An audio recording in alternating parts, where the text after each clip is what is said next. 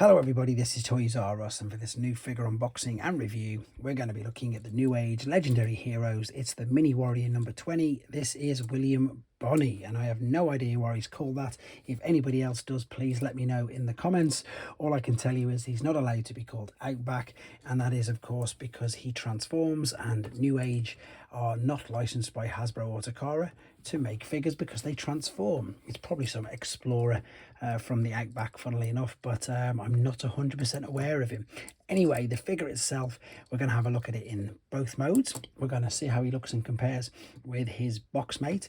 This video is only going to be on this particular figure. The review for this is separately uploaded, so we'll see how he looks with him. We'll see how he looks with some other Newage figures and some other Legends scale sized figures, and indeed we'll bring in some mainline figures as well to give you an idea, I suppose, of just how small these figures are.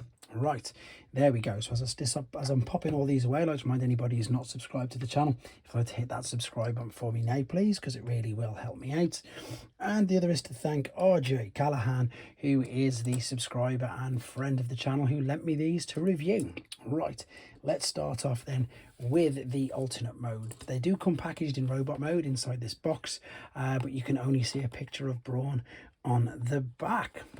There we go though. We're going to have a look, as I say, at the alternate mode first. Now this is one of Newage's earlier figures. This is number 19 and 20. I think they're on about 60 or something already, so they've been releasing figures quite fast, and to be honest, they have definitely improved with their technology. There's nothing really wrong with this, but what I mean by that is you can clearly see it's really evident just how much things have improved on these little figures since we've now got much better ones like this. Anyway, let's have a look at it. You've got individually pinned wheels, which is great. These feet are die cast, they're made out of metal, and you've got some visible hands, unfortunately. However, now these are the double accessories. They come in two bags. They are shared between him and Brawn. What you can do obviously is you can pop the gun in his roof, which will give him a very much G1 appearance like that. Look, that's how much smaller he is compared to his original G1 self. Really is tiny. Does look really good. You can also put Brawn's gun in. It must be Brawn's, or is it, unless it's his? No, it must be his. There's the large one. You can't tell on these, as I say. The problem with these is with the instructions, A, they're not great, and they don't give you any idea as what to do with all of the rest of the accessories like that. Right, there's nothing else apart from this to put on the back. This will then push into that gap there. It's because these are brand new. It does tend to be a little stiff. To give you an idea of size, again, these are some, that's a Takara World's Smallest Transformer. That's an Earthrise Micromaster. Same as, oh no, he's in robot mode.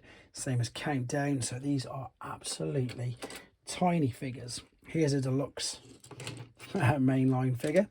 That's to give you an idea, as I say, of just how small he is. These are really small, really tiny, really intricate, and to be honest, they're quite a lot of fun. I say that because some of the transformation processes do drive me insane. This one isn't too bad. It is separately uploaded. You will be looking at this because the molds are exactly the same anyway. Right, that's pretty much all there is to say about this particular mode. Let's come back and have a look at him in his robot mode then. So here he is in his robot mode, which I've got to confess, looking at this now properly, I think I prefer this to the Brawn. I think there's a lot more going on. I prefer the colour scheme, and I just like this extra bit of detail in the chest. I just think it makes him look that little bit better. There they are together. They've got obviously the different head sculpts, different chests, etc., but the transformation process is the same. And as I've just said, and I've just surprised myself saying that, I prefer Outback compared to him. I'm going to bring him back in a second, but once again, it does look like he is of course going to carry this huge gun. It would have been nice if there was just maybe a little attachment you could pop it on his shoulder, because it's massive. Luckily enough, it doesn't make him unbalanced or topple him over, because I did mention in the other part of the video, these are die cast, so he is completely balanced, no issues whatsoever. Now again, because he comes packaged as a 2, you can share the accessories as well if you wanted. So if you wanted to put the cutting saw in his hand. You can. The cutting saw, by the way, the drill for brawn, that's obviously definitely for brawn, and the hook, these are die cast as well, hence the metal, hence them shining. And again, let me just show you the articulation on these little guys. So the head will go around completely unrestricted. You can't actually move the face or this part though, to be honest. You can see there's ball and socket joints in the shoulders, which will go full T. They will go all the way around. And you've got a waist swivel. Now, I don't know if this is an intended ab crunch, but you've got a couple of different ways that you can do it. So the front part can come forward there, this part can come off there. So I suppose you've got to be able to say really that it is an ab crunch because there's so much there going on. This is where it gets even crazier on the legs though. So you've got ball and socket at the top of the hips. You've got a swivel at that part of the thigh. You've got a swivel at that part of the knee, and you've got a full ankle tilt. There you go, and toe tilt and rock as well. So incredibly articulate, great little engineering for these little guys. And as I've said, you can pretty much use all of these. I don't know if there's anywhere on the back to store this whilst he's in this particular mode. I mean, you could put it in his hand by the looks of it.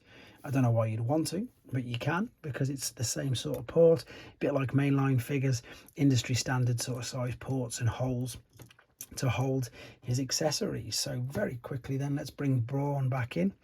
I've got a few Newage figures knocking around at the moment actually, so let's bring them in to give you an idea. And again, I mentioned in the other video, and I'm going to mention it quite a lot because he's a great friend of the channel, Pete is my I suppose my Newage guru, and he, I suppose, advises me and confirms with me that they scale these robots to how they appeared in the cartoon. So that gives you an idea, I suppose, of how they would have looked all together in the cartoon. So they're all Newage figures. These are some third-party figures I'm going to show you now to give you an idea. So there's some other Legends scale, which is Magic Square, which that one is Iron Factory. And as I say, these are all supposed to scale together, even though I'm sure you'll agree they do look pretty good. He looks pretty good with core class, to be honest. They do scale quite well with your standard Hasbro, I suppose, sort of core class figures, because they are nice and tiny. And again, you've still got the bigger Dinobots, etc. But they also scale pretty well with Doctor Wu because they're that much smaller. Now, Doctor Wu tend to make more Micromaster size scaled figures. But yeah, you can't have Optimus Prime, to be fair. They don't scale well with them. I thought they would, but they don't. So I'll take that back, but you've got an idea of how big he is compared to them. And as I've pretty much showed you already, you know, it's not often that Bumblebee from G1 towers over any sort of figure. So there's your idea of size and scale with G1 figures. One last quick thing to do with regards to Outback is show you some other Outback figures. Funnily enough, there's his G1. And because he hasn't really had that many versions of him, there in fact is his one from the Prime Wars trilogy. And funnily enough, just because he's still knocking around, there's Brawn from the Prime Wars trilogy as well. To be honest though, guys, not much more to say about them. He's a great little figure. I know for anybody who collects the Newage and Legend scale figures, these have got to be on your list because they are fun, and of course they do go with the rest of the collection and indeed scale with the rest of them. You let me know what you think of him in the comments, guys. Take care.